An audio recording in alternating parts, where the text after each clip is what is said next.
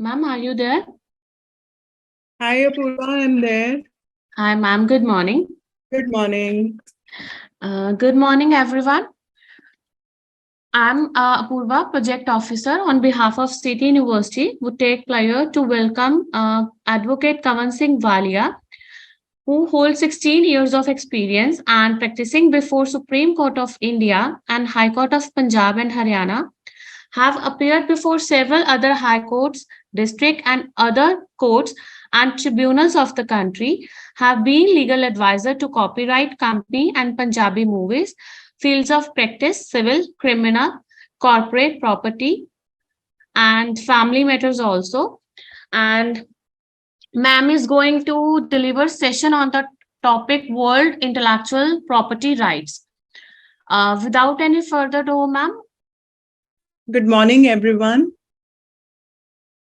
It's my pleasure to share my knowledge with my future colleagues on one of the very important topics which you might get into in future. And that too being today your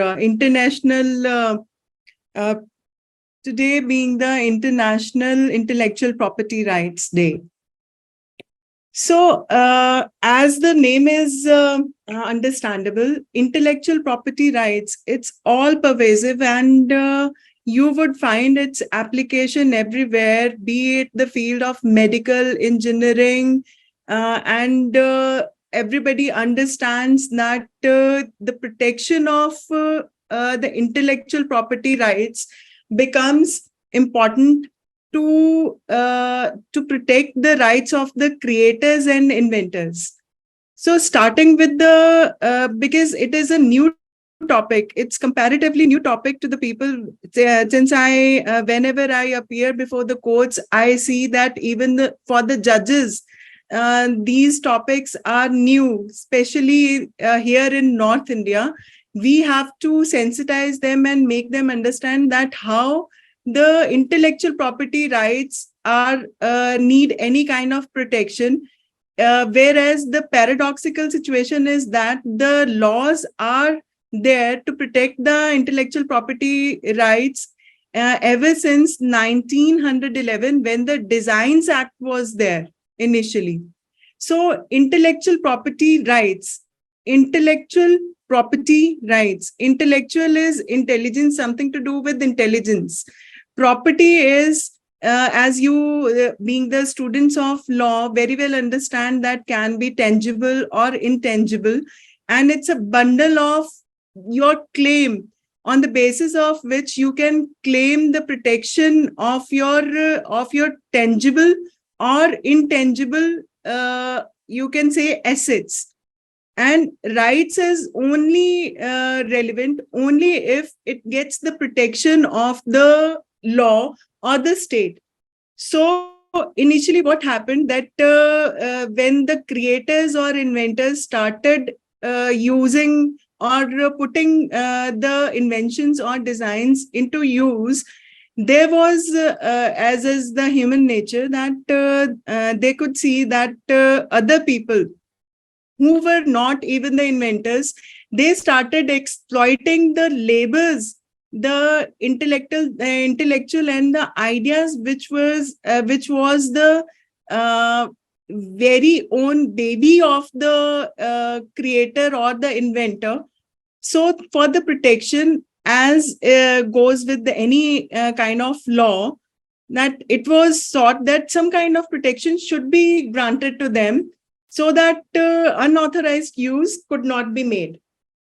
So, in case of intellectual property rights, what are the tangible things, tangible rights or the tangible properties which are being taken care of? They are like some kind of medicine is there, some kind of machine is there, designs are there, then photographs, movies, songs, as you know, and books in case of copyrights.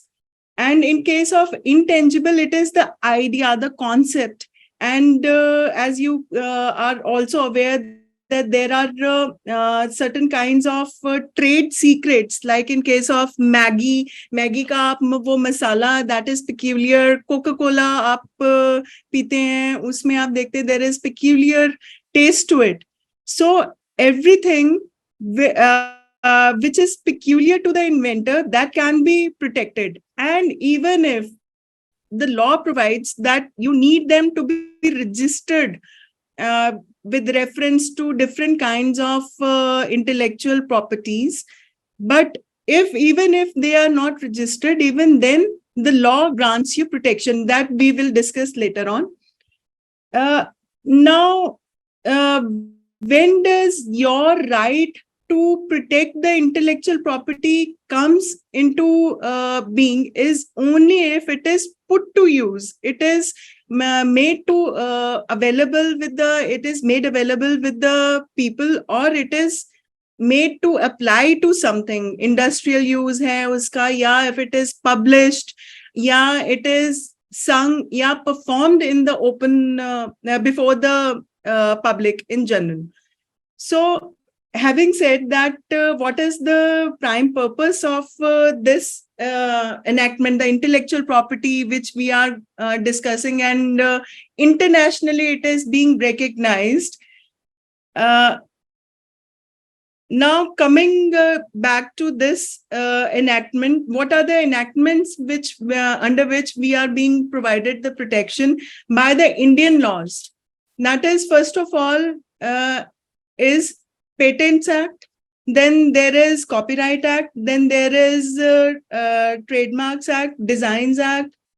Geographical indications are being protected under GI Act 1999. And then there is new kind of intellectual property, which is, I am personally very happy that it is given the legal sanction and statutory recognition, that is Protection of Plant Varieties and Farmers' Rights Act. Then there are industrial designs and semiconductor integrated circuit layout designs. And another very, even in fact, I was little bit aware of this kind of protection before this day. Another thing which is being protected by the statutory sanction is National Biological Diversity Act 2003. They protect the biological culture and biological property which is enshrined in our, which are peculiar to the nation, which is peculiar to the geographical area. And there is protection of undisclosed information, although it is not part of the IPR statutory regime, but that comes under contract law, although it has been recognized by the international community, international this intellectual property organizations also. So in future, you being the lawyers, being the law students, you can pursue your career in the field of intellectual property rights itself. There are several firms who specialize in the field of intellectual property rights. So first of all, we are going to discuss the first leg of intellectual properties.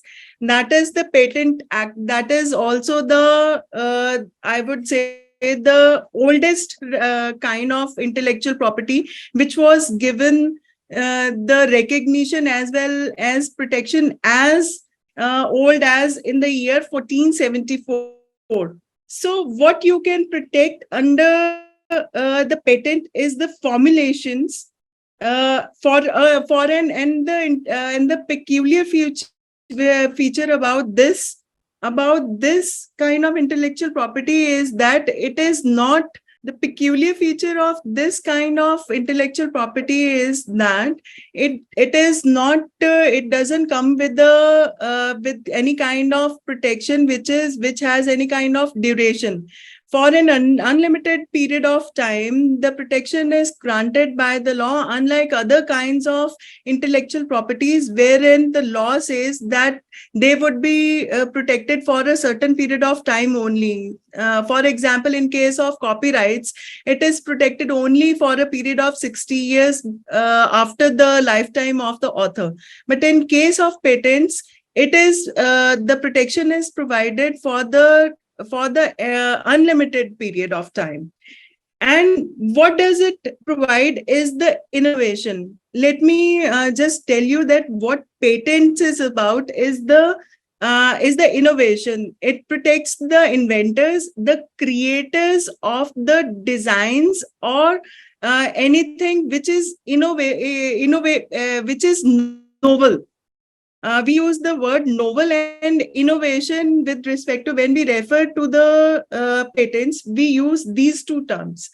So the protection to inventors, creators, and manufacturers is granted for the sake of the novelty and the innovation which they bring for the social use. So what is inventiveness? Inventiveness is the element of invention by the use of individual intelligence, which was not earlier used or known to the general public. Suppose I say that I want to patent haldi.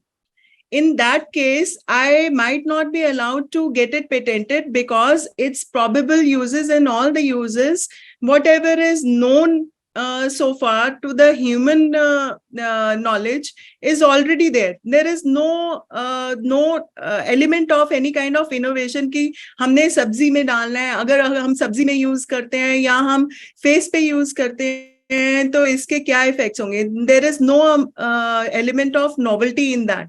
So the registry is not going to patent it.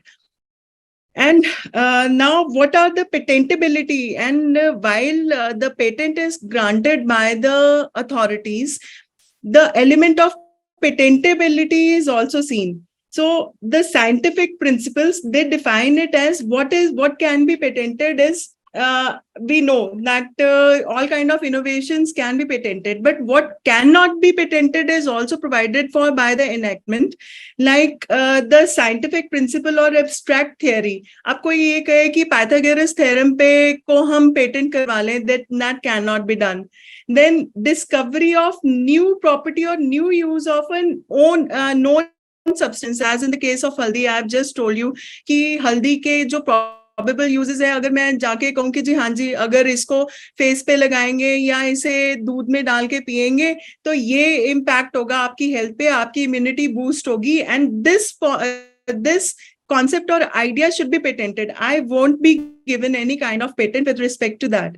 Then method of agricultural and horticulture, inventions relating to atomic energy, they are not allowed to be patented, because जो method of agriculture है वो उसमें अगर आप उसका patent कर देंगे तो होलसेल एक्सप्लॉयटेशन हो जाएगी. आप मोनोपोली को एनकरेज कर रहे हैं कि मैं जाके कह रही हूँ कि जी हाँ जी ये एग्रीकल्चर का मेथड है. Agriculture is backbone of at least our Indian economics. So that cannot be patented. That is barred by the enactment itself. Now, in our social context or in general parlance, where do you see that the things we see that they are patented? Like in case of medicines, the patents day in and out, like people come to me कि जी patent करवा दीजिए, ये हमारी नई medicine we are floating. And we are going to market it, and before that आप इसे patent करवा दीजिए. So patent can be done of the medicines and pharmaceutical as well as agrochemical products. आपने देखा होगा कि during the recent example, and a very simple example is in case of corona virus. उस time पे आपने देखा होगा एक के बाद दूसरी वैक्सीन जो थी वो मार्केट में फ्लोट की जा रही थी. कोरोना वायरस के लिए Covishield was there, then Covovax is there, Covaxin was there, Bharat Biotech का काफी ज्यादा आपने सुना होगा कि रातों रात they became the international figure and they converted their losses into profits. So this also a short mention of this thing I probably missed was कि हमारा जो protection of intellectual property rights है वो twofold है. Why do we protect? We protect कि एक तो जो recognition है to the creativity, जो author है, जो creator है, जो inventor है, उसकी satisfaction के लिए कि हाँ कि whatever he is going to invent or give for the public use, he should be satisfied कि हाँ कि उसके exploitation कोई और नहीं करेगा, मेरा नाम ही रिकग्नाइज होगा, इसकी किसी भी तरीके से कोई इमिटेशन नहीं आएगी, इसकी कोई भी अनऑथराइज्ड यूज नहीं होगा. द सेकेंड पार्ट इज कि जो इकोनॉमिक पार्ट है, जो कमर्शियल यूज है. Now if I invent something और उसका मुझे किसी भी तरीके से मैं उसे कमर्शियली एक्सप्लॉइट नहीं कर सकती हूँ, तो शायद मैं I won't be encouraged in at least today's time. एक आध इन्वेंशन में कर लूंगी, एक आध मैं क्रिएशन कर लूंगी, but then if I am blessed with the inventor's mind and a creative mind, next time I won't share it with the public कि इससे तो जी और लोग पैसा कमा रहे हैं. So what is my benefit? मैं अपनी लेबर पुट इन कर रही हूँ, मैं अपना टाइम लगा रही हूँ, मेरी इंटेलिजेंस पुट इन हो रही है, तो what is my benefit? So the commercial aspect is also there, which is the reason behind that intellectual property rights get the protection. Now, what is the duration? Coming back to the patent, the law provides, as I have already shared, that the law provides a certain period of duration for the protection. उसका reason ये है कि after continuous use, जैसे आपने customary law पढ़ा होगा, या आप देखते हैं कि कस्टम आपने जुरिस्प्रूडेंस में पढ़ा होगा कि custom has force of law. So after continuous use वो इतना ज्यादा आप उसका यूज हो चुका है, उसका एक्सप्लॉयटेशन हो चुका हुआ है, वो पब्लिक डोमेन में इतना ज्यादा आ चुका हुआ है कि शायद आप प्रोटेक्ट भी नहीं कर पाएंगे. And the legislature also wants कि आप एक बारी कमर्शियली उस चीज को एक्सप्लॉइट कर चुके हैं, आप कमा चुके हुए हैं जितना आप कमा सकते थे over a period of 20 years. So उसके बाद the common benefit should be endorsed to the general public. So the duration, unless and until you make changes in the patent, आप एक पर्टिकुलर पेटेंट की जो प्रोटेक्शन है that is granted only for a period of 20 years. Now, हमारा जो concern होना चाहिए, being the future lawyers, that should be apart from the theoretical part, जो practical aspect है कि हमने कहाँ पे इसकी litigation कैसे होती है. जो patents की litigation है वो सबसे पहले कहाँ से cause of action स्टार्ट हो रहा है, या तो एक कॉमन जनरल पब्लिक में लाखों लोगों के पास ऑलरेडी चला गया है वो प्रोडक्ट, उसकी जो इन्फ्रिंजमेंट है, जो इमिटेटेड, मान लीजिए कोई मशीन बनाई गई है या कोई मेडिसिन बनाई गई है जिसका फॉर्मूला जो था वो मैंने पेटेंट करवाया, और उसके बाद किसी ने सम इम्पोस्टर और सम इन्फ्रिंजर, उसने किसी थोड़ा सा नाम चेंज करके उसने मार्केट में वो फ्लोट कर दी मेडिसिन या फिर वो machine, and thousands of people are already using it. तो मेरे पास क्या रेमेडी है? How to protect my right? मेरा पहला जो स्टेप होगा, प्रैक्टिकल एस्पेक्ट है, you won't find it anywhere else, at least with reference to patent act. आपको एक नोटिस इशू करना है सबसे पहले, जिसे हम लीगल नोटिस कहते हैं. लीगल नोटिस आप इशू करेंगे, जो इन्फ्रिंजर आप एटलीस्ट पिन पॉइंट कर सकते हैं. जैसे मैंने बताया कि एक किसी ने आपका अगर कोई फॉर्मूला आपका चुरा लिया है या यूज कर लिया है which was patented, which was the subject matter of patent, तो आप उसे एक लीगल नोटिस इशू करेंगे कि आप जो है ये जो भी इससे रिलेटेड मेडिसिन है या आपने मार्केट में फ्लोट किए हैं, प्रोडक्ट फ्लोट किया है, आप उसे विड्रॉ करेंगे मार्केट से, and you would with in a period of से 1 month 2 month, जो भी आपको रीजनेबल पीरियड लगता है, आप उसको विड्रॉ करके आप या तो हमें सबमिट करेंगे या फिर उसकी डिस्ट्रक्शन करेंगे within that period. Apart from that, we also seek some kind of compensation, कि आपने हमारे पेटेंट से, हमारे फॉर्मूला से जो भी प्रॉफिट्स अर्न किए हैं वो आप हमें पास ऑन करेंगे, because you use the property या यूज द फॉर्मूला, जो पेटेंटेड फॉर्मूला था वो आपने अनऑथराइज्ड यूज किया है. उसके बाद अगर आपको उसका रिप्लाई आता है, नहीं आता है, at the end of the duration जो आपने पीरियड उनको मेंशन किया है अपने लीगल नोटिस में, by the end of this period आप करेंगे, नहीं करेंगे तो we have the liberty to approach the courts. अब कोर्ट्स कौन से? द इनैक्टमेंट प्रोवाइड्स दैट आप डिस्ट्रिक्ट कोर्ट को अप्रोच करेंगे. जो जितने भी हमारे इंटेलेक्चुअल प्रॉपर्टी राइट्स के रिलेटेड इनैक्टमेंट्स हैं, वो उनके जो सूट्स हैं वो सब के सब डिस्ट्रिक्ट कोर्ट्स में लाई करते हैं. In case of Punjab and Haryana. In case of Delhi, based on the pecuniary jurisdiction का मतलब है related to money.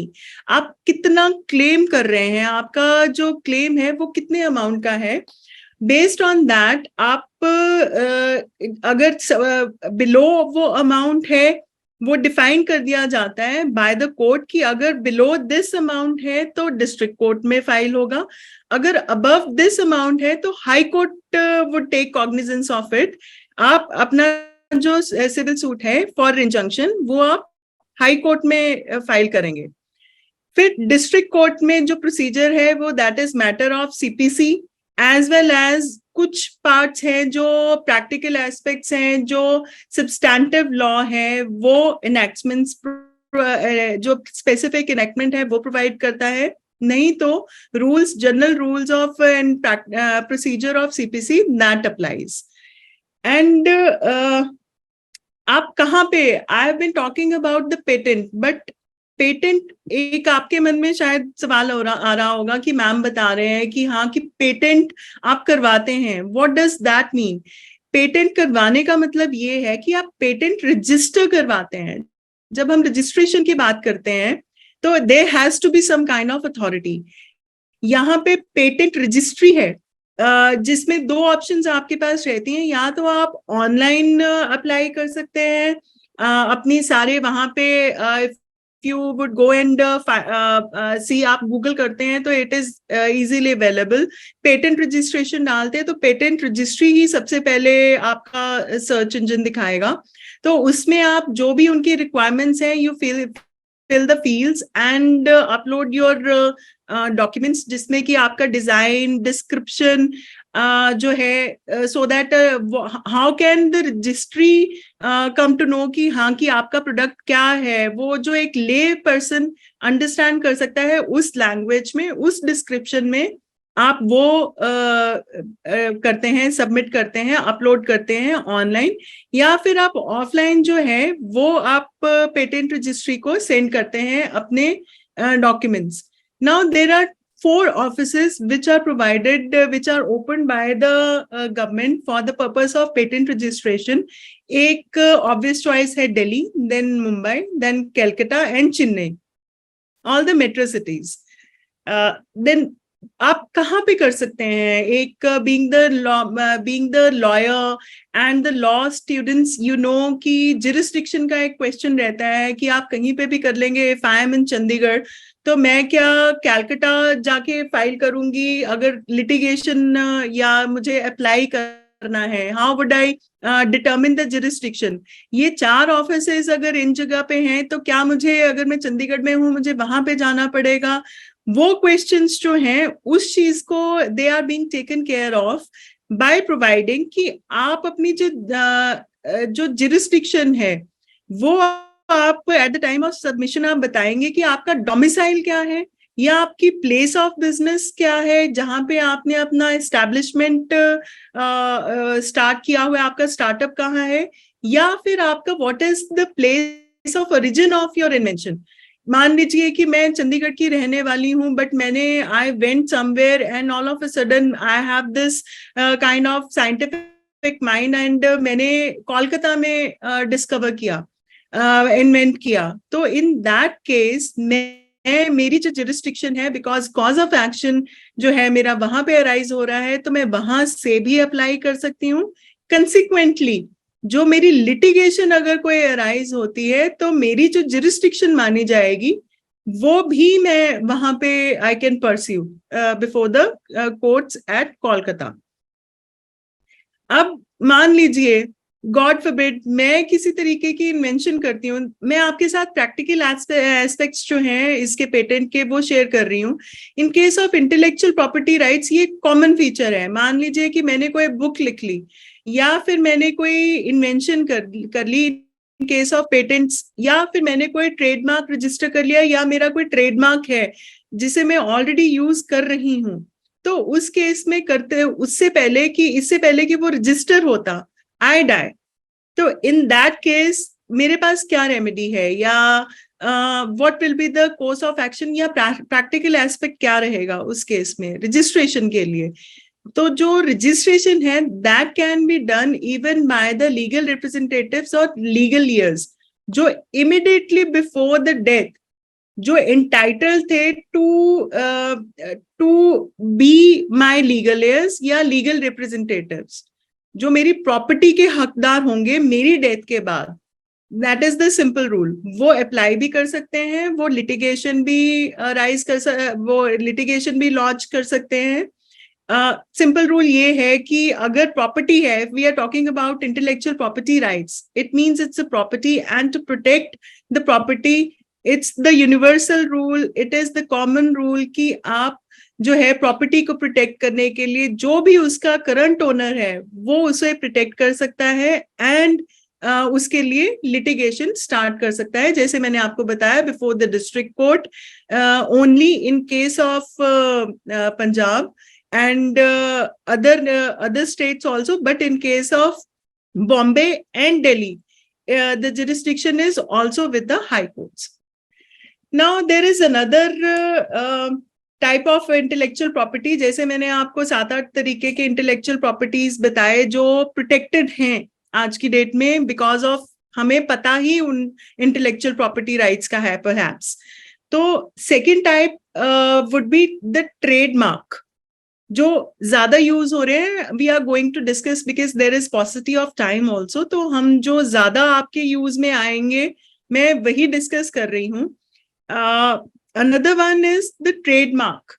Now trademark हम स्टार्ट करते हैं कि what is the trademark. Trademark आपने देखा होगा कि जैसे ही हम किसी साइन को देखते हैं, किसी ब्रांड को देखते हैं, जैसे मान लीजिए हम कार्स के केस में टोयोटा देखते हैं या हम Hyundai का साइन देखते हैं, तो हमें पता लग जाता है that is H stands for Hyundai है, या बाटा के केस में, शूज के केस में हम रेड कलर में बाटा देखते हैं, तो इमिडिएटली हमें हमारे माइंड में क्या आता है कि हाँ ये पर्टिकुलर जो कलर कॉम्पोजिशन है, ये जो स्टाइल है इसका लिखने का, this belongs to this particular brand.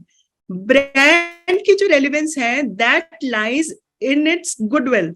जो एक ब्रांड बिल्डिंग है आज आपको ये भी, you must be knowing that there are separate firms जो ब्रांड बिल्डिंग में या इमेज बिल्डिंग में स्पेशलाइज करती हैं, और कंपनीज जितनी भी बिग कंपनीज हैं they hire them for the sake of brand building. And also जो रेपुटेशन है वो रातों रात नहीं बनती है। Reputation and goodwill which fetches you and translates itself into money, तो वो रातों रात नहीं बनती है। It takes time, it takes labour, it takes lot of money and minds also, जिससे आपको उसका बेनिफिट मिलना शुरू होता है। तो that is how the trademark infringement protection comes into picture, that it should also be protected. मैं आज जैसे आपने बहुत देखा होगा कि कई बार हम कोई मेडिसिन के केस में, एक एग्जाम्पल मेरे दिमाग में आ रहा है अबाउट द मेडिसिन। कई बार ये होता है कि उसकी जो कलर कॉम्पोजिशन होती है किसी मेडिसिन की, और लिखने का स्टाइल भी होता है। हम ना चाहते हुए भी या अनविलिंगली तो नहीं मैं कहूंगी, अनइंटेंशनली हम ये सोच के कि हाँ ये वो प्रोडक्ट है which we have been using it since years, ये हम बिना पढ़े भी बहुत बारी ले लेते हैं. So that is the harm which may be caused to the particular brand जिसने उस डिजाइन पे, जिसने उस कलर पे, जिसने उस ब्रांड पे खर्चा किया हुआ है. तो वो जो उसका बिजनेस है वो डाइवर्ट हो रहा है टू समबडी एल्स. तो इस केस में हम उसे मानते हैं trademark infringement. So there should be some kind of identifiable and distinguishable traits in the mark or in the design which is representing a particular brand.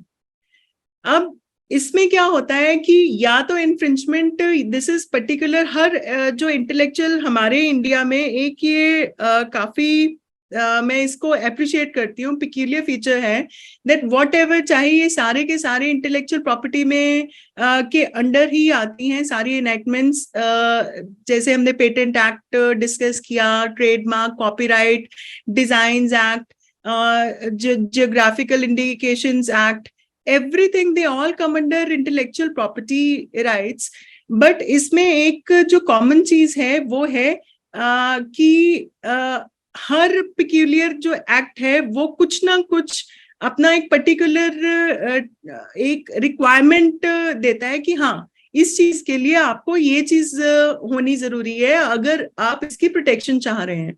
तो इस केस में लॉ प्रोवाइड करता है, एनैक्टमेंट प्रोवाइड करता है कि जो infringement है वो किसी भी तरीके से हो, वो that is another aspect of infringement protection, कि चाहे वो डायरेक्ट हो, डायरेक्ट एज इन कि जैसे मैंने आपको बताया कि हम दवाई लेने जाते हैं एंड वी सी, अगर डाबर का वी सी की डाबर लिखा होता है DABUR in a particular fashion and generally red में लिखा होता है, अगर कि कोई लिख दे DABER तो probably we would buy it. वो direct infringement है. They can be indirect infringement also. Then they can be contributory infringement also. Contributory infringement is something which we should understand. मैं short सा mention करूंगी. Contributory infringement में क्या होता है कि मैंने जैसे आपको बताया कि डाबर का एग्जाम्पल दिया मैंने, DABUR, we are aware कि that is the genuine brand. But इस केस में जिसमें DABER है and we know कि वो नकली ब्रांड है, उसमें अगर उसकी हेल्प लेते हुए या उसके साथ आप उस चीज को आगे मार्केट कर रहे हैं या उसे इनकरेज कर रहे हैं, आप उसका पार्ट बन रहे हैं, तो वो कॉन्ट्रीब्यूटरी इन्फ्रिंजमेंट माना जाता है. ये जानना इसलिए जरूरी है कि जब आप एक्शन लॉन्च करते हैं, जब आप सिविल सूट फाइल करते हैं, तो उस केस में आप किन किन को पार्टी बना सकते हैं. In case of direct infringement जिसने डायरेक्ट की है, इनडायरेक्ट के केस में कि अगर इनडायरेक्ट एंड कॉन्ट्रीब्यूटरी के केस में, इन केस आप उस चीज को इनकरेज कर रहे हैं, आप उसे मार्केट कर रहे हैं, आप उसे एडवर्टाइज कर रहे हैं या उसे आप सेल कर रहे हैं. मान लीजिए मैं होलसेलर हूँ, मैं पैन इंडिया में ऑपरेट करती हूँ, तो मेरा जो मैग्नीट्यूड है ऑपरेशंस का दैट इज ह्यूज, तो I should also be added as the party in the suit. तो that is how we decide कि कौन पार्टी बनेगा किस चीज के इन्फ्रिंजमेंट के लिए. Then this enactment of Trademark Act talks about two things: infringement and passing off. अब आप मान लीजिए कि कल आप के पास आप you enter into the practice and come as my colleague, आप मुझे मिलते हैं, आप कहते हैं कि मैम आपने ट्रेडमार्क के टाइम पे, मेरे पास तो एक सूट आया है, ट्रेडमार्क के टाइम पे आपने इन्फ्रिंजमेंट बता दिया, but what is passing of. तो जो इनेक्टमेंट है वो दो चीजों के लिए आपको प्रोटेक्ट करता है. एक है इन्फ्रिंजमेंट जो मैंने आपको बताया, direct, indirect and contributory. The another thing is passing of. Passing of के केस में क्या है, मान लीजिए कि आपने अपना ट्रेडमार्क रजिस्टर करा दिया, वो मैं अभी आपको बताऊंगी कि कैसे रजिस्ट्रेशन होती है. वो आपने रजिस्टर करा लिया, उसमें तो आपके पास एक प्रूफ आ गया, because registration is a notice in rem to the general public. In rem का मतलब है to the notice to the general public. But in case of unregistered, मैं बहुत बड़ा कोई बिजनेस कंडक्ट नहीं कर रही हूँ, मेरा छोटा सा ट्रेडमार्क है, बट जो है वही है, और उससे क्या है कि मेरे लोकल एरिया में मेरी एक रिकग्निशन बन गई है, जिसके बेसिस पे मैं ये चाहती हूँ कि मैं आगे एक्सपैंड करूं और भी स्टेट्स में मेरा वो प्रोडक्ट सेल हो या मेरी मेरी रिकग्निशन हो. तो in that case will I remain unprotected, protected कि हाँ जी मैंने रजिस्टर नहीं करवाया? No, this is also good thing about the intellectual property rights. जो जितने भी हमारी एनेक्टमेंट्स है कि even if it is not registered, even in that case also, जो मैंने आपको पर्पसेस बताए थे कि हाँ कि इंकरेजमेंट के लिए, एक प्रोटेक्शन के लिए, और कमर्शियल जो हमारी एक्सप्लॉयटेशन है उस चीज को प्रोटेक्ट करने के लिए ये एनैक्टमेंट्स बनाए गए. सेम गोज इन केस आप रजिस्टर नहीं करवाते हैं, तो उस केस में ये नहीं है कि हेल्टर स्केल्टर आप ऐसे ही यू विल बी लेफ्ट कि आप नहीं कर सकते हैं. In case of unregistered we call it as passing off, the action for passing off. उस केस में चाहे एक और पेक्यूलियर फीचर इसका है, चाहे वो ओनर ऑफ द ट्रेडमार्क है, अनरजिस्टर्ड ओनर ऑफ ट्रेडमार्क है, चाहे वो यूजर है, वो अपना जो है एक्शन है वो स्टार्ट कर सकते हैं, वो लिटिगेशन स्टार्ट कर सकते हैं. किस चीज के लिए? अब उसमें हुआ क्या है कि उसमें मिस रिप्रेजेंटेशन हुई है. इस केस में जो मैंने आपको डाबर का एग्जांपल दिया, DABER जो था, उसने उसका अनरजिस्टर्ड, वो अनरजिस्टर्ड था. मान लीजिए डाबर भी अनरजिस्टर्ड था. इन दैट केस हम ये कहेंगे मैं यूजर हूं डाबर की, मैं घर पे लेके आई एक कफ सिरप लेके आई मैं डाबर का, एंड आई फाइंड आउट कि अरे मैं तो DABUR वाला जो जेन्युइन है, जो मैं इतने सालों से यूज कर रही हूँ, जिसको एडवर्टाइज इतना किया गया है, I wanted to use it क्योंकि वो ही मुझे इफेक्टिव भी वही है and it suits me also.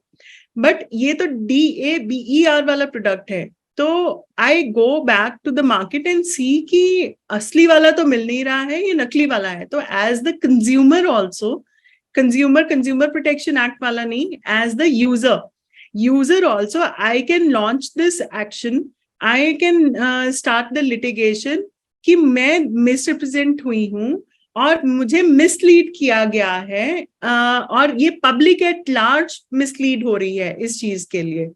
और इसके अलावा जब मैं कोर्ट में जाती हूँ तो उस टाइम पे कोर्ट ये तो देखेगा कि हाँ कि एक्चुअल डैमेज है कि नहीं है, एक्चुअल मिसलीडिंग है या नहीं है. उसके अलावा जो हमारा बर्डन ऑफ प्रूफ होगा, वो हमें ये भी प्रूव करना पड़ेगा कि इनकी जो इंटेंशन थी वो डिफ्रॉड करने की थी और हमें एक्चुअल लॉस हुआ है. So it can not B, अगर हम कहते हैं कि हाँ अभी तो हम एंटिसिपेटरी लॉस ही कर रहे थे या डैमेज कर रहे थे, no, we have to show that there is an actual damage. in case of this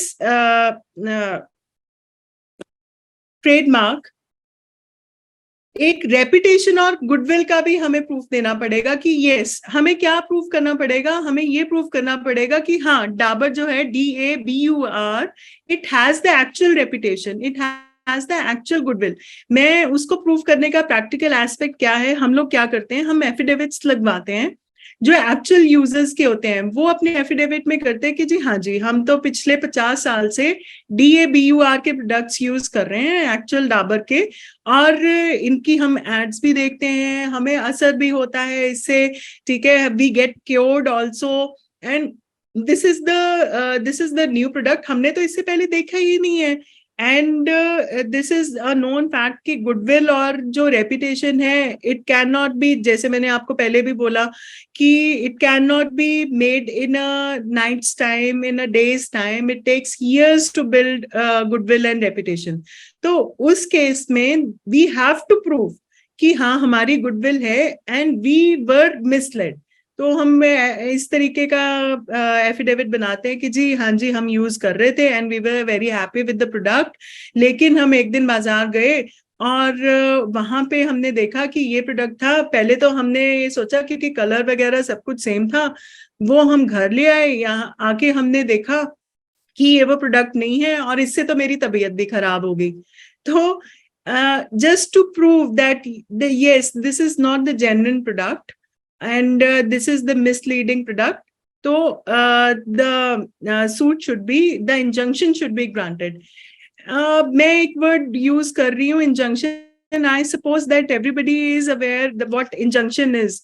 Injunction or restraint order is कि जिसमें हम रोकते हैं, we ask the court to stop the party to do or not to do certain things. So हम injunction मांग लेते हैं court से कि हाँ हमें ऑर्डर ऑफ इंजंक्शन दीजिए ताकि ये आगे सेल ऑफ ना करें. अगेन जुरिस्डिक्शन, इसमें एक प्रैक्टिकल एस्पेक्ट आता है. आपको पता है जुरिस्डिक्शन इज कि कहाँ पे हम जो एरिया है वो कौन सा रहेगा. अब ये DABUR वाला जो था, ये चंडीगढ़ में भी, मोहाली में भी, पंचकुला में भी ये देखते हैं कि जो इन्फ्रिंजमेंट है इट इज गोइंग ऑन. तो CPC ये कहता है कि you have to be aware about कि जब भी आप सिविल एक्शन किसी भी इनैक्टमेंट के अंडर आते हैं, उसमें CPC being the procedural law and the general enactment, वो यूज होगा ही होगा. CPC में सेक्शन 19 में हम कहते हैं कॉज ऑफ एक्शन. तो wherever the cause of action arises, the suit can be filed. ये प्रैक्टिकल एस्पेक्ट है इस चीज का. हम चाहें तो हम तीनों जगह पे भी इनिशिएट कर सकते हैं एक्शन. चंडीगढ़, मोहाली, पंचकुला में अगर हम चाहें तो हम एक जगह पे भी कर सकते हैं. एंड उसमें हम कॉम्प्रिहेंसिव सूट में वी कैन आस्क फॉर कि हाँ जी इसको कंपनी को कंप्लीटली जो है इंजंक्ट किया जाए कि ये इस चीज का यूज ना करे. अगेन इन जैसे हमने पेटेंट में डिस्कस किया कि जितने भी इन्फ्रिंजिंग आर्टिकल्स होंगे, इन्फ्रिंजिंग प्रोडक्ट्स होंगे, उसमें हम ये भी चीज मांग लेते हैं इंजंक्शन में, सूट में, कि इसका जो है सब जितनी इन्फ्रिंजिंग कॉपीज हैं, जितने भी इन्फ्रिंजिंग आर्टिकल्स हैं, उसका जो है वो सरेंडर किया जाए. They should be distracted. हमारे तो किसी यूज की नहीं है, तो destruction is the best way. And उसके अलावा डैमेजेस जो हमें लॉस हुआ है उसको they should account for that also. तो दीज आर द रिलीफ्स जो हम अपना जब सूट ड्राफ्ट करते हैं उसमें मांगते हैं. और कोर्ट, क्योंकि जो हम मांगते हैं वही देगा. The court can not grant any relief beyond the pleadings. Pleadings मतलब जो हमने अपने सूट में मांगा है, जो हमने अपनी एप्लीकेशंस में मांगा है, उसके बियॉन्ड तो दे नहीं सकते हैं. तो eight the time of drafting of the application of the plaint of the suit, we should take care of this thing कि हम क्या मांग रहे हैं, क्या क्या मांग सकते हैं. हम डैमेजेस मांग सकते हैं इंजंक्शन के अलावा. फिर हम जो प्रॉफिट्स उन्होंने वो किए हैं, अर्न किए हैं, हम उसका शेयर मांग सकते हैं. उसमें से जो उन्होंने शेयर किया है. या अभी आपने रिसेंटली देखा होगा कि blogger has been asked by some international court ki a hacker, sorry not blogger, a hacker has been directed by the courts ki wo for the rest of his life wo plaintiffs ko 25 to 30% of the revenue pay karega. So this can be the repercussion. आप क्या मांगते हैं और court आपको क्या देता है, वो इस चीज के लिए. अब इसका डुअल पर्पस, ये यहाँ से जो मैंने अंडरस्टैंड किया उसका, या what I was happy about, कि नॉट ओनली कि मेरे लॉसेस जो हुए उससे वो मैंने कवर अप किए, बल्कि इसका एक डेटरेंट इफेक्ट भी हुआ. Now the people who infringe our rights, they can get this lesson कि अगर हम किसी तरीके की इन्फ्रिंजमेंट करते हैं, it is not only the present which for which they can be held accountable for, but even for the future earnings, they will be liable to pay. So this was a little bit about trademark, and now coming back to copyright, which is perhaps would be more interesting for you guys. And सबसे ज्यादा जो litigation आती है वो copyrights में आती है, क्योंकि बहुत जो copyright से related industries हैं, they are huge. Now the Copyright Act, it defines वो किस चीज को हम पढ़ रहे हैं, हमने पेटेंट पढ़ा, हमने ट्रेडमार्क पढ़ा, वो किस चीज को, कॉपीराइट एक्ट जो है वो किस चीज को प्रोटेक्ट कर रहा है, वो कॉपिंग ऑफ, इमिटेशन या using of certain works. We use the term works in case of copyright. हम उस चीज की प्रोटेक्शन मांगते हैं और कॉपीराइट एक्ट उन चीजों को करता है. वर्क्स जो कि 2Y डिफाइन करता है, उसमें हम क्या क्या लेते हैं, उसमें हम लिटरेरी वर्क्स लेते हैं. लिटरेरी वर्क्स का मतलब है बुक्स, मैन्युस्क्रिप्ट्स. फिर उसके बाद ड्रामेटिक वर्क्स. ड्रामेटिक वर्क्स में आते हैं जैसे हम थिएटर्स में जो चीजें होती हैं, या फिर OTT प्लेटफॉर्म्स में आप देखते हैं, या यूट्यूब पे देखते हैं, कोई भी ड्रामेटिक्स में कुछ भी कवर होता है वो. म्यूजिकल और आर्टिस्टिक वर्क. म्यूजिकल वर्क्स में जो है right from the lyrics, from the music composition, the actual song, वो सब कुछ कवर होता है. देन सिनेमैटोग्राफिक फिल्म्स जो हैं, देन साउंड रिकॉर्डिंग. उसके बाद जो आपके लिए जानना जरूरी है वो ये है कि कब ये चीजें, कब कॉपीराइट जो है वो इन्फ्रिंजमेंट मानी जाएगी, और कौन कौन वो कर सकता है, कौन उस चीज को स्टॉप कर सकता है, और उस केस में जो राइट्स हैं वो किस किस के पास रहेंगे. इस केस में एक जो ओरिजिनल ऑथर है, जो बना रहा है उस वर्क्स को, लिख रहा है, रिकॉर्ड कर रहा है, फोटोग्राफ ले रहा है, कोई फिल्म जो है वो बना रहा है जिसके पास एक्सक्लूसिव राइट्स हैं, वो I will discuss how they are done. उसके अलावा जॉइंट ऑथर. मान लीजिए कि हम 2 लोग हैं, हम 2 लोग, आजकल बहुत ज्यादा ट्रेंड है कि जो एक बुक है दैट इज को-ऑथर्ड. उस केस में जॉइंट ओनरशिप या जॉइंट ऑथरशिप हम उसे कहते हैं in case of copyrights. Section 13 जो है वो बताता है कि कॉपीराइट्स किस किस चीज में सबसिस्ट करती है. मेरे लिए मेंशन करना थोड़ा सा जरूरी है फॉर द कंप्लीट अंडरस्टैंडिंग कि किन किन चीजों में है. वो मैंने जो आपको बताया है, लिटरेरी, ड्रामेटिक, म्यूजिकल और artistic, then movies, then sound recordings. ये ही है, this is the exclusive list. इससे बाहर जो भी है, अगर आप एक्शन कॉपीराइट में करना चाहेंगे तो वो दैट इज नॉट मेंटेनेबल. अब ड्यूरेशन की बात हमने करी थी बाकी चीजों में कि जो ट्रेडमार्क, जो पेटेंट है that is for unlimited period. Yes, in case of patent, in case of trademark, I forgot to tell you that in case of trademark, it is 25 years. And in case of copyright, it is 60 years. But वो जो 60 years है, the act, मैंने आपको बताया कि हर enactment का कुछ particular एक peculiar feature होता है. तो इस केस में, इन केस ऑफ कॉपीराइट, जो 60 years हैं, in case of literary, dramatic, musical और आर्टिस्टिक वर्क्स, उसका जो कॉपीराइट है वो during the entire life time of the author चलेगा, प्लस उसकी डेथ के बाद 60 years तक रहेगा जो कॉपीराइट है. जिसे एक्सप्लॉइट जो कर सकते हैं वो मैंने आपको बताया लीगल लेयर्स या लीगल रिप्रेजेंटेटिव्स कर सकते हैं. इफ आई डाई टुडे और मेरा कोई कॉपीराइट, मैंने कोई वर्क करवाया हुआ है, इन that case after my death 60 years तक वो परसिस्ट करेगा, सबसिस्ट करेगा, एंड जो मेरे लीगल एयर्स है they can protect it.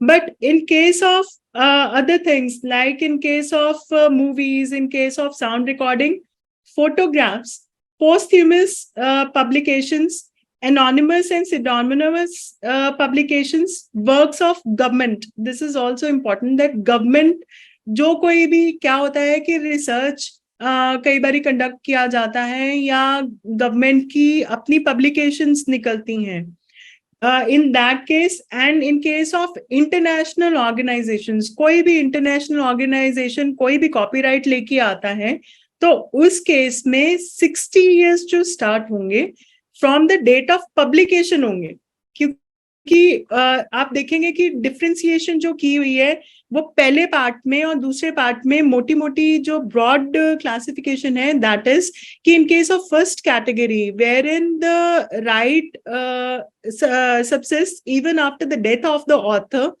and goes on until 60 years, until the 60 years are expired, they are in case of individuals.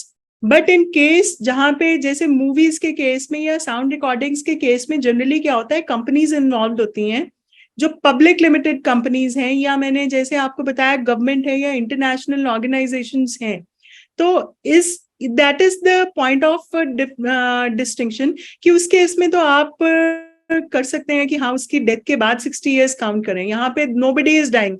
अगर एक CEO की डेथ होती है कंपनी में, somebody else will take his place. In case of government, the government carries on till eternity. So that is how from the date of publication. So 60 years after the death of author or 60 years from the date of publication. Now, coming to the practical aspects of the copyright. Copyright के case में जो advisory body है एक, that is copyright enforcement advisory council. उसका क्या काम है? That is not the regulatory authority. In fact, that would give you just the advice. कोई भी नए changes आ रहे हैं, because law is dynamic. It cannot be static.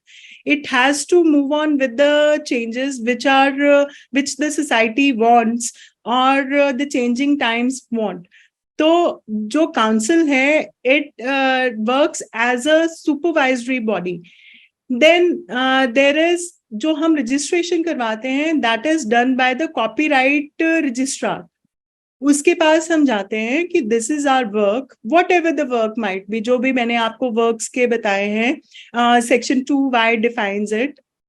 We go to them with the works, हम उन्हें बताते हैं ये हमारा वर्क है। In case of movies, since I am also a legal advisor to certain movies, तो उस केस में हम क्या करते हैं कि हम अपनी जो मूवी है जब बन जाती है उसका जो कॉपीराइट है वो डिफरेंट पॉइंट ऑफ टाइम्स पे आता है।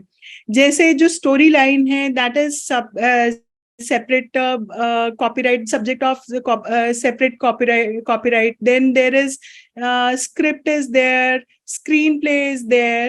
In case of movies, then music का अलग copyright है, क्योंकि that is also subject matter of copyright only. So फिर हम copyright board को वो apply करते हैं। Then they see कि previously किसी तरीके का इनका कॉन्फ्लिक्ट तो नहीं है। In case of trademark also they publish it and see if there is any kind of conflict और प्री एग्जिस्टिंग। अगर ऐसा तो नहीं है कि हम जिसका ट्रेडमार्क मांग रहे हैं या कॉपीराइट मांग रहे हैं वो प्री एग्जिस्ट तो नहीं कर रहा है, किसी और के नाम पे तो नहीं है, किसी तरीके की जो फ्यूचर लिटिगेशन को हम अभी कब आउट कर सकते हैं वो हम कर दें। कहीं हम पार्टी ना बन जाएं इस चीज के लिए कि हाँ हमने इनकरेज किया इन्फ्रिंजमेंट को। सो these are certain duties of the copyright registrar, जो after you fulfill all the practical aspects, जो भी उनकी requirements है उनको आप fulfill करते हैं, उसके बाद they go into these kind of details. अब मान लीजिए जैसे हमें पता है कि there is hierarchy of courts in case of other cases. In case of civil cases में थोड़ा सा बता रही हूँ क्योंकि that is also relevant. In case of civil cases, we have first court of instance. In case of intellectual property is either district court or the high courts. In case of Bombay and Delhi, it can be both, and in case of other states it will be district court. So first court of instance will be district court. District court के बाद hierarchy में आता है high court, and high court के बाद supreme court. इसी तरीके से यहाँ पे इन केस ऑफ कॉपीराइट, सबसे पहले आपके पास आपने अपना कॉपीराइट दिया कॉपीराइट रजिस्ट्रार को. सपोज ही रिफ्यूजेस, या ही इज टेकिंग टाइम, या आपकी पब्लिकेशन का कुछ इस तरीके का कोई डिस्प्यूट आ गया है, या he is not redressing your cause, जिस चीज के लिए आपने सब तरीके का अपना जो प्रोसीजर था, you have done what ever you could, but still the registrar is has either refused it or is not registering it. In that case, we have the copyright board as the appellate authority. It is also, both of them, we call them the quasi judicial authorities only, because they are deciding upon the rights also. In case of copyright board, they have all the powers of the civil court. अगर उन्होंने ये decide करना है कि copyright के case में हमने अभी 60 इयर्स वाला इशू उठाया, अब वो पब्लिकेशन की जो डेट है वो क्रूशियल होती है. मान लीजिए this is just one of the issues which में अराइज, कि मान लीजिए कि अगर उन्होंने पब्लिकेशन, डेट ऑफ पब्लिकेशन, हमने सारे एविडेंसेस दिए and it was contested before the registrar कि नहीं जी, ये हमारा, ये इनकी डेट ऑफ पब्लिकेशन नहीं है, ये हमारी डेट ऑफ पब्लिकेशन है by some other party. In that case, instead of rushing back and directly coming to the judicial courts, the law has, the enactment has provided for copyright board, जहां पे आप जाएंगे, आप अपनी appeal file करते हैं, वहां पे आप ये कहते हैं कि जी हमारी ये सारे एविडेंसेस हैं. So having the power of the civil court, it can call for all the records wherever they might be. It can call for evidences, the witnesses, and its decision being the final. फिर उसके बाद the writ lies before the Honorable High Court.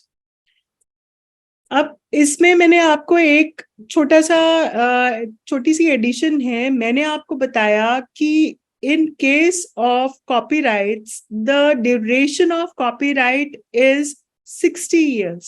दो categories बताई, in case of individual, in case of organizations and government. उस case में 60 years है, but there is an exception to this rule. हमने works में पढ़ा कि अगर किसी भी तरीके की कोई आर्टिस्टिक परफॉर्मेंस है, उस केस में the law differs, that is the duration is 25 years. अब व्हाट इज द परफॉर्मेंस या परफॉर्मिंग राइट्स, क्योंकि ये इनैक्टमेंट ने इसे डिफरेंशिएट किया है, इसलिए कई बार इट बिकम्स इम्पॉर्टेंट. मान लीजिए कि अब जैसे मैं आपको आपके अपनी नॉलेज शेयर कर रही हूँ, अगर ये लेक्चर है, या मान लीजिए कि मैंने या आपने कहीं पे भी डांस परफॉर्मेंस की है, सिंगिंग की है, जो आप कॉन्सर्ट्स देखते हैं, इट इज द ऑटोमेटिक, आप कहिए कि वो that is the automatic right which is which would be bestowed upon the performer. उसके लिए किसी भी तरीके की आपको रजिस्ट्रेशन की जरूरत नहीं है. Perhaps that is why the legislature has found it prudent to keep it separate. अब 25 साल इसकी जो है ड्यूरेशन आप प्रोटेक्ट कर सकते हैं, बट अगेन 25 साल इसलिए दिए गए हैं बिकॉज उसके बाद किसी भी तरीके की जो परफॉर्मेंस की अगर आगे एक्सप्लॉइटेशन हो रही है तो वो इतना ज्यादा एक्सप्लॉइट हो चुका है 25 इयर्स के लिए that you have had enough for one the जो कमर्शियल एस्पेक्ट है आपका कि आप उससे काफी अर्न कर चुके हैं. दूसरा वो पब्लिक डोमेन में तब तक इतना ज्यादा आ चुका हुआ है कि आपको शायद अगर इन्फ्रिंजमेंट का एक्शन करना भी है तो that won't be possible. And third जो ड्यूरेशन का हमने डिस्कस किया था, दैट इज रीजन कि क्योंकि गवर्नमेंट ये चाहती है बिकॉज द लेजिस्लेचर वांट्स कि after some time everybody should get benefit of it. एक और जो राइट रहता है परफॉर्मर का, परफॉर्मर कौन है? जो भी कहीं पे भी एक्ट कर रहा है. क्या जो मूवी स्टार्स होते हैं उनका भी सिमिलर राइट होगा? no, they won't be having the similar right of protection. इस हिसाब से तो फिर जो डायरेक्टर है, प्रोड्यूसर है, वो कॉपीराइट को एंजॉय ही नहीं कर पाएंगे. He sells, the performer in a movie sells all of his rights in favor of the producer. हम जब उनका अग्रीमेंट ड्राफ्ट करते हैं, we specify in that agreement कि आपकी जो परफॉर्मेंस होगी उसको एक्सप्लॉइट करने का कहीं पे भी, चाहे हम थिएट्रिकल रिलीज कर रहे हैं, चाहे हम ओटीटी रिलीज कर रहे हैं, यूट्यूब कर रहे हैं, चाहे हम कहीं पे यूनिवर्सिटीज में अगर उसे फॉर एग्जांपल अगर हम शो कर रहे हैं, you won't come and say कि हाँ ये मेरे परफॉर्मेंस राइट्स की किसी भी तरीके से इन्फ्रिंजमेंट है. अब ये जो राइट्स हैं ये हमें कहाँ पे, मतलब कहाँ से इसकी जो जुरिस्डिक्शन, जो टेरिटोरियल जुरिस्डिक्शन है कॉपीराइट्स की, वो कहाँ पे हम प्रोटेक्ट कर सकते हैं. मान लीजिए कि in case of, for example in case of patent, in case of patent and trademark, आपको in case of patent only, आपको अगर आपने इंडिया में पेटेंट को रजिस्टर कराया, it won't give you any kind of protection in the entire world. Although there is one agency called patent cooperation treaty assistance. They give you assistance कि आप सब जगह पे ऑल ओवर वर्ल्ड पेटेंट को register करा सकते हैं. But अगर आपने पेटेंट रजिस्टर नहीं करवाया है किसी पर्टिकुलर कंट्री में, तो इन दैट केस आप उस चीज को चैलेंज नहीं कर सकते हैं for its infringement in that country जहां पे आपने पेटेंट रजिस्टर नहीं कराया. But in case of copyright, मैंने आपको ये बताया था कि this is the most popular kind of intellectual property after patents और अलोंगसाइड पेटेंट्स. तो इसके लिए we are driven by lot of conventions, international conventions, जिसकी वजह से हमें इंटरनेशनल प्रोटेक्शन मिलती है इन केस ऑफ कॉपीराइट्स. वो जो प्रोटेक्शन, जो कन्वेंशंस हैं, India is signatory to Berne convention, फिर उसके बाद ट्रिप्स है, यूनिवर्सल कॉपीराइट कन्वेंशन है. एंड इस केस में क्या होता है कि बर्न कन्वेंशन के केस में आपको जितने भी कैटेगरीज हैं वो सभी में ही आपको इंटरनेशनल प्रोटेक्शन जो है वो पर्टिकुलरली मिल जाती है. मान लीजिए फिर भी आपकी इंटरनेशनल इन्फ्रिंजमेंट होती है, तो in that case TRIPS also comes into picture, जिस केस में they carry forward your cause of action before the international entities. There is another concept of collective copyright administration.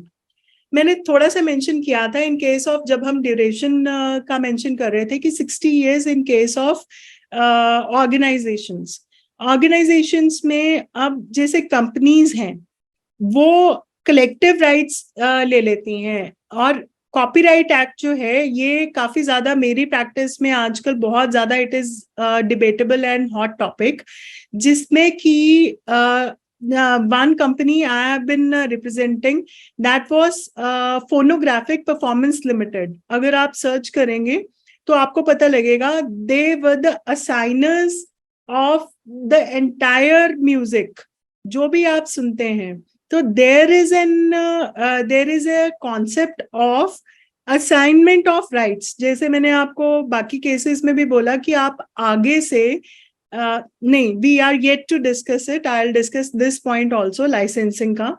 तो उस केस में क्या होता है कि मान लीजिए कि 100 लिरिसिस्ट हैं या 100 म्यूजिक कंपोजर्स हैं या म्यूजिक प्रोड्यूसर्स हैं. व्हाट दे डू इज, ये फोनोग्राफिक परफॉर्मेंस लिमिटेड है कंपनी, एक IPRS है, and there are other companies also जो एक बल्क में राइट्स खरीदते हैं फ्रॉम नंबर ऑफ प्रोड्यूसर्स या ऑथर्स या कॉपीराइट होल्डर्स. तो उस केस में क्या होता है, हम कॉपीराइट को इन अ कलेक्टिव वे कर रहे हैं एडमिनिस्टर. वो एडमिनिस्ट्रेशन का क्या मतलब है? एडमिनिस्ट्रेशन का मतलब है कि हम उन कॉपीराइट्स के लिए या तो हम लाइसेंस दे रहे हैं किसी को कि आप इसको यूज कर सकते हैं, या उसको प्रोटेक्ट कर रहे हैं. एडमिनिस्ट्रेशन का ये मतलब है, दो तरीके से है.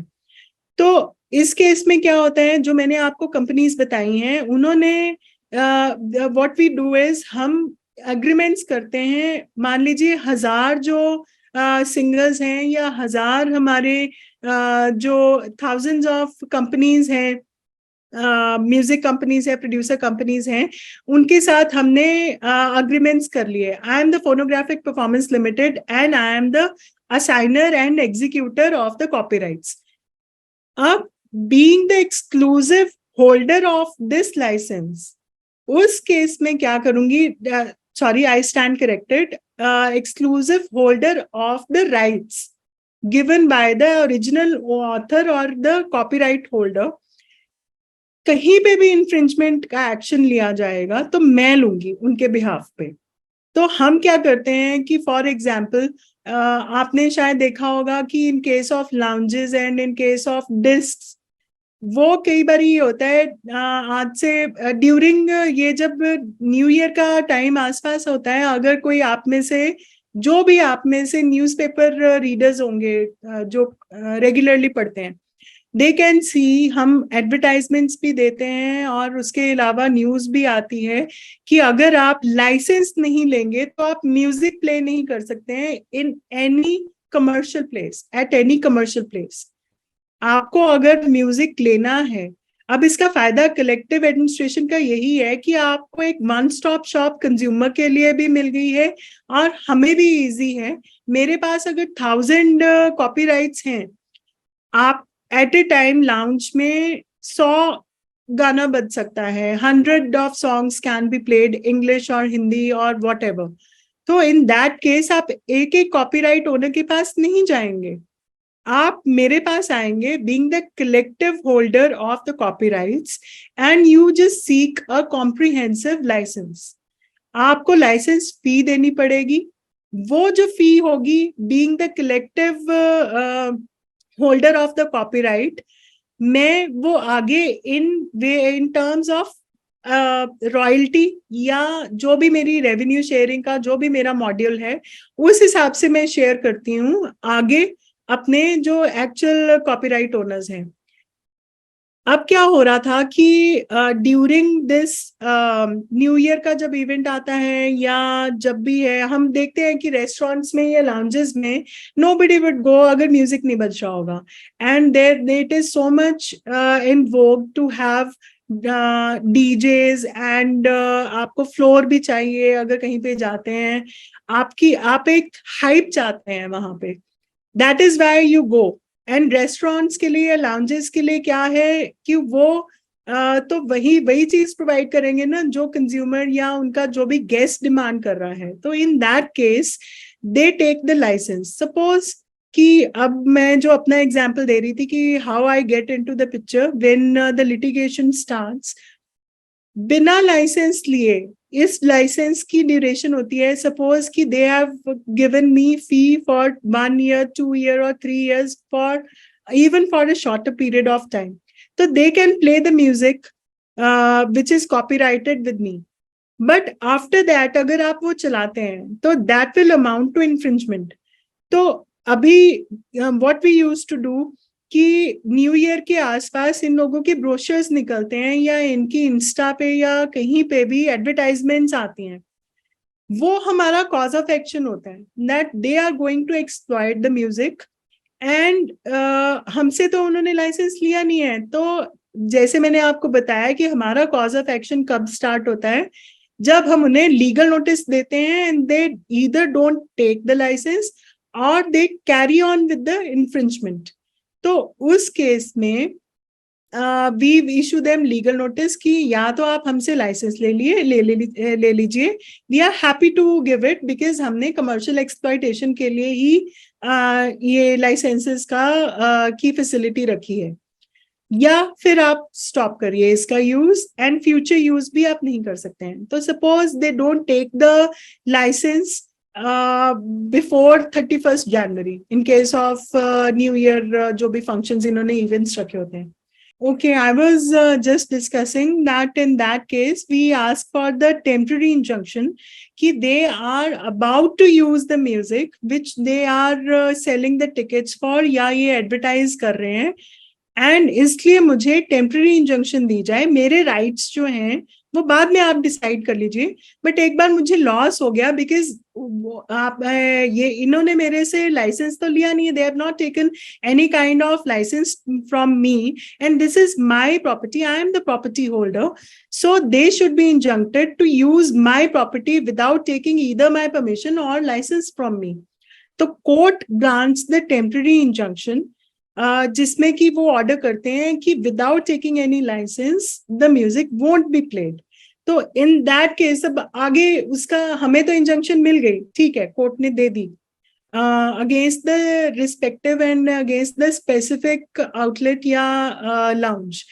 अब उसे एग्जीक्यूट कैसे करवाना है, अब ये this is the practical aspect again कि हम उसके बाद वो इंजंक्शन ऑर्डर जो है we can mail it to them, we can show it to them कि you have been injuncted and still to show our goodwill we are ready to give the licence and otherwise you can not play it. Suppose ऐसा हुआ है काफी बार, some high-headed lounge owners and chains like one of them was JW Marriott. They decided कि हम licence भी नहीं लेंगे, हम तो इवेंट्स कंडक्ट करेंगे। And you are very well aware कि at the time of New Year, their ticket sale is like they charge exorbitant. It ranges anything between 10 to 15 and sometimes 20 to 25,000 per couple and per ticket whatsoever. So they suppose the high-headed outlets they say कि हम नहीं लेंगे आपका licence, आपको जो करना है वो करिए। हमारे पास क्या रेमेडी रहती है? This is one enactment जिसमें कि which makes the infringement a cognizable offense. Cognizable का मतलब है कुछ जो सीनियर स्टूडेंट्स बैठे होंगे दे माइट बी अवेयर जिन्होंने सीआरपीसी पढ़ ली होगी। कॉग्निजेबल का मतलब ये है कि where the arrest can be made without issuing the warrants, arrest warrants, without taking arrest warrants from the concern magistrate. जैसे ही उसको पुलिस को ये पता लगेगा, इंटीमेट करेंगे हम कि हाँ कि हमारा ये राइट है, ये हमारे फेवर में ऑर्डर भी है, that is additional over and above, हमारे राइट के अलावा हमारे पास ये इंजंक्शन ऑर्डर है and still JW Marriott is playing the music. So in that case, being the cognizable offense, police can raid the place. अब वहां रेड करके arrest तो होगी, उसके अलावा क्या हो सकता है, जो इन्फ्रिंजिंग कॉपीज हैं जिससे भी आप म्यूजिक प्ले कर रहे हैं, पेन ड्राइव्स होगी, CDs हो गई या कोई भी any other mode, they can confiscate those material also and under section 63 and इसमें जो being the magnitude being high, तो इसमें जो law itself provides for, this is one enactment जिसमें जो fine का amount है that is quite high. For the first time offense it is 50,000 rupees and 6 months of imprisonment, and for subsequent, मान लीजिए कि एक बार हो गया, अच्छा ठीक है कि फाइन देके छूट गए, 6 महीने भी काटा है and still they are going on, for the subsequent offenses it will be 1 year imprisonment and 1 lakh of fine. So the enactment provides the wholesome protection to the copyright holders कि यही नहीं है कि हाँ आप एक जगह पे, because sometimes we find कि जो civil remedies हैं they become less effective than the criminal ones. अब in its wisdom the legislature gave us protection कि आप you should not feel helpless कि अगर आपकी बुक्स हैं या कुछ भी आपका आर्टिकल है जो आपने कॉपीराइट करवाया है या नहीं भी करवाया है, तो you should not be left in the sun and say कि जी अब हम क्या करें। We would come to your rescue, आप पुलिस को अप्रोच कीजिए या आप सिविल रेमेडी अवेल कीजिए या दोनों कीजिए, because otherwise also the common law is, the general law is that civil and criminal proceedings can carry on with respect to the same cause of action. So a comprehensive protection is being granted by the legislation. अब इसमें एक unique feature और है copyright का, that is not only these kind of copyrights which I have been discussing with you have been protected, there are moral rights also. अब मैंने moral rights specifically provided for है. अब moral rights है क्या? मान लीजिए मैं ऑथर हूं, मैंने आपको जो पब्लिकेशन हाउसेस हैं, या मैंने आपको एग्जांपल दिया इन केस ऑफ मूवीज कि मैंने अपनी ओरिजिनल जो स्क्रिप्ट थी या ओरिजिनल मेरी स्टोरी लाइन थी वो मैंने प्रोड्यूसर को सेल कर दी. बाय वे ऑफ अग्रीमेंट मैंने उनको असाइन कर दी, सेल कर दी, कंप्लीट राइट्स मैंने उनको दे दिए. तो उसके बाद क्या ऑथर जो है for all times to come can he ever challenge कि हाँ मेरा जो राइट है, मेरा कुछ राइट है या उसकी इन्फ्रिंजमेंट नहीं होनी चाहिए? तो वो जो राइट है that is recognized as the moral right of the author, saying that even if आपने असाइन कर दिए हुए हैं राइट्स, फिर भी जो आपका ओरिजिनल ऑथर का राइट है वो नहीं जाएगा.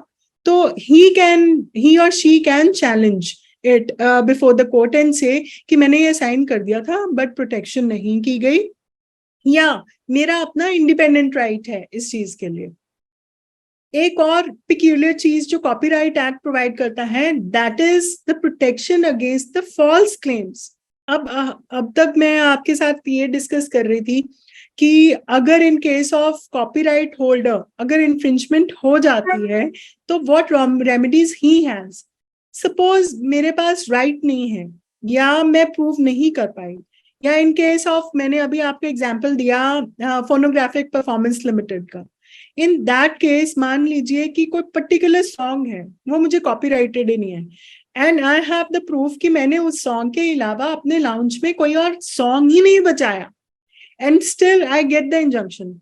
तो इस केस में I can get the this is also part of practical aspect कि मैं एक काउंटर सूट फाइल कर सकती हूँ which will be the suit for declaration कि ये जो पर्टिकुलर सॉन्ग है ये जो फोनोग्राफिक परफॉर्मेंस लिमिटेड इस पे क्लेम कर रही है या इन्होंने हमारे अगेंस्ट इन्फ्रिंजमेंट का सूट डाला हुआ है, they are not entitled to it.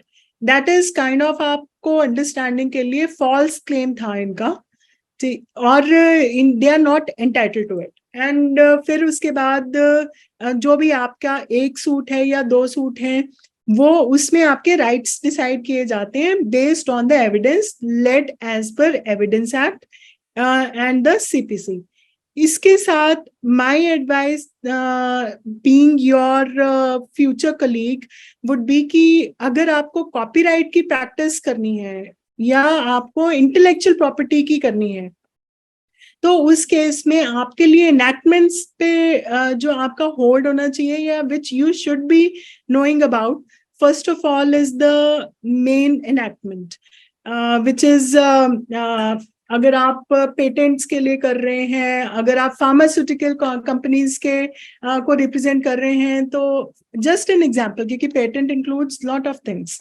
तो उस केस में अगर आप पेटेंट्स के लिए कर रहे हैं या फिर आप कॉपीराइट के लिए कर रहे हैं या आप ट्रेडमार्क के लिए कर रहे हैं, तो आपको रिस्पेक्टिव जो बेसिक लॉ है उसकी जानकारी होनी जरूरी है. And the people who say कि theory and practical aspects are way different, I take an exception to that because मेरा अपना पर्सनल एक्सपीरियंस ये है कि अगर आपकी थ्योरी स्ट्रांग है तो आपको कहीं ना कहीं वो थ्योरी में प्रैक्टिकल एस्पेक्ट्स भी मेंशन्ड होते हैं एंड उसकी जो एप्लीकेशन है वो आपको क्विकली समझ में आ जाएगी. But it is not vice versa. अगर आपको प्रैक्टिकल एस्पेक्ट्स पता है जो रिलेटेड टू फाइलिंग है या मैनेजमेंट से रिलेटेड है कि कैसे आपको पेपर बुक बनानी है, क्या उसकी रिक्वायरमेंट्स हैं, और आपको थ्योरेटिकल एस्पेक्ट नहीं पता है, how would you argue, how would you even draft your plaint. जो भी आप अपना क्लेम वो कर रहे हैं वो आप अपने राइट्स पे कर रहे हैं. राइट्स जो है substantive rights, they are defined और given by the specific enactment. तो अगर आप पेटेंट में कर रहे हैं तो यू शुड बी अवेयर कि पेटेंट लॉ क्या कहता है, मेरा ये राइट बनता है, क्या ये मेरी इनोवेशन में आता है, how far I am protected. वो जब तक आपको वो नहीं पता होगा तब तक you won't be able to be a successful lawyer as well as आपका जो क्लेम है, क्योंकि जो एक बार आपने प्लेंट कर दी, नो डाउट वो बाद में अमेंड हो जाएगी, बट समटाइम्स आप अमेंड नहीं कर पाते हैं, जो वो एक डिफरेंट टॉपिक है। तो इन दैट केस आपको एक जो बेसिक है, पेटेंट के केस में पेटेंट, ट्रेडमार्क के केस में ट्रेडमार्क, एंड कॉपीराइट के केस में कॉपीराइट के जो एसेंशियल्स हैं या जो भी रिक्वायरमेंट्स हैं, you should B abreast with that. Apart from that, the second enactment you should be knowing is CPC. As I have already mentioned, कि जितना procedural part है, जो special enactments हैं, वो हमेशा जनरल enactment से ही रूल होते हैं। कुछ एस्पेक्ट्स दिए होते हैं, कुछ एस्पेक्ट्स नहीं दिए होते स्पेशल एनेक्टमेंट्स में।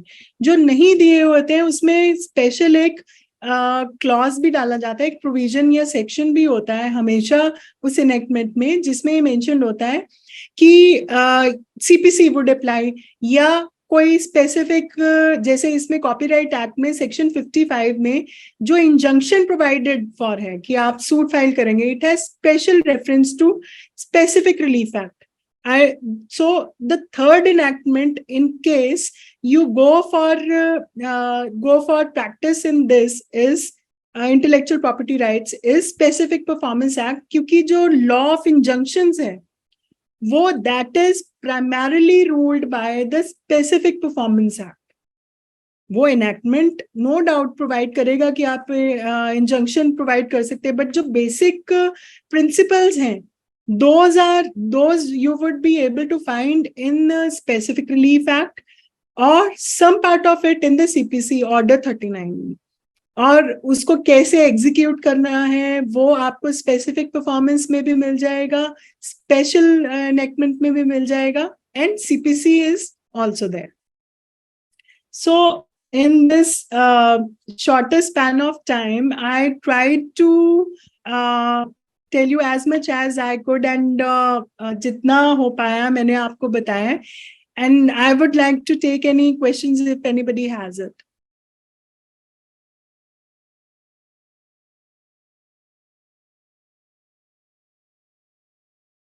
Anybody having any queries which I can quickly and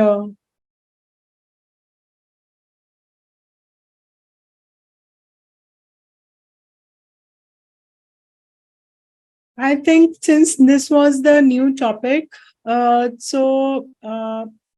think the students need to go through the enactments and whatsoever is already available on in the books or over the internet. So in any case, I'm always there and any queries can be raised.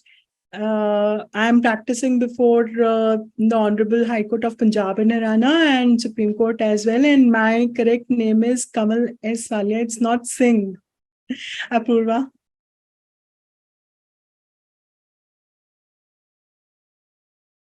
Apurva. Yes, ma'am. Absolutely. I'm going to correct it then. And thank you so much for the wonderful session, ma'am. Yeah, always. You're always welcome. Thank you, ma'am, for making special time for our students. And I request IT team to please share the word of appreciation.